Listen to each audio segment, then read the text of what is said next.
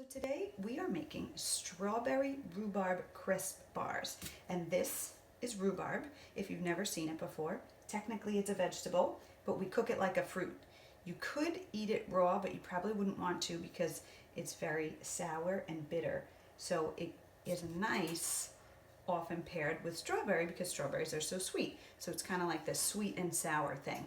And these bars are going to have some oats in it and some cornstarch to thicken up the juice from the strawberries. So the first thing that we're going to do is heat the oven to 375, and I've taken a pan here and I've lined it with parchment paper, and then just taken two little binder clips and put these on so it doesn't move around too much. And this is an 8x8 square baking tray.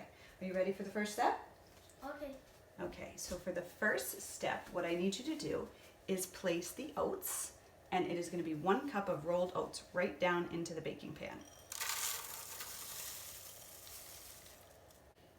And then the next ingredient is going to be 3/4 of a cup of flour plus 2 tablespoons. And then we're going to add 1/2 cup of light brown sugar, 1/2 teaspoon of kosher salt. Can you mix this up? Yeah. Now here comes the fun part. We have 6 tablespoons of butter that we melted in the microwave, carefully because butter always explodes in the microwave.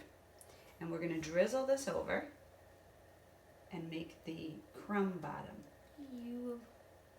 We're going to stir until clumps form. Okay, so can you help me with that? Stir very gently until clumps form. Okay, so the crumbs are all mixed in. There's no dry flour. And now what we're going to do is we are going to take out 1/2 cup of this and set it aside for the topping. Pack it in all the way. My helper here is going to press everything down. And while he's pressing that down, I have 3/4 of a cup of strawberry here, and I'm going to do 1 1/4 cup of rhubarb. I already have some here, but I just wanted to show you. So rhubarb grows from like April to June, so I got some at my farmer's market, but maybe you can find it at a good grocery store. And I'm going to take off the hard ends, and then I'm going to slice it like celery.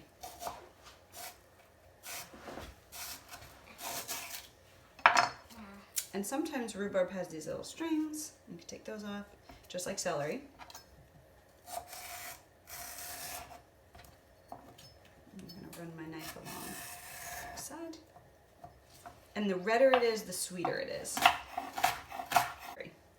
So you can use this to flatten it out and make sure that it's nice and even. Let's sprinkle the rhubarb first. Okay, now you sprinkle the strawberries. Granulated sugar that we're going to cover all the fruit with.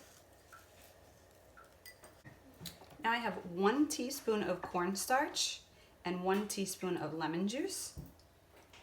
And I'm going to mix those two together. Just drizzle that over the top. And the cornstarch will help thicken everything. Now I'm going to scatter the rest of the crumbs over the top. And this is going to bake for 30 minutes until the fruit starts to bubble and the crisp on top starts to get toasty and brown. The bars are out, they smell amazing, and I'm going to just remove the binder clips here. And I let them cool in the pan. That little sling works well. And if you want these to stay crisp, you should keep these in the fridge, if they last that long.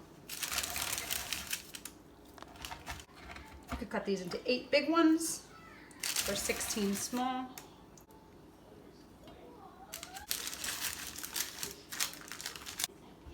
These are really fantastic. They have a cookie-like bottom.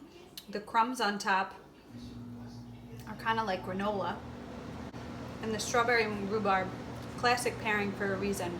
You definitely get the tartness of the rhubarb coming through. The flavor isn't overwhelmingly strawberry though. The color is absolutely gorgeous.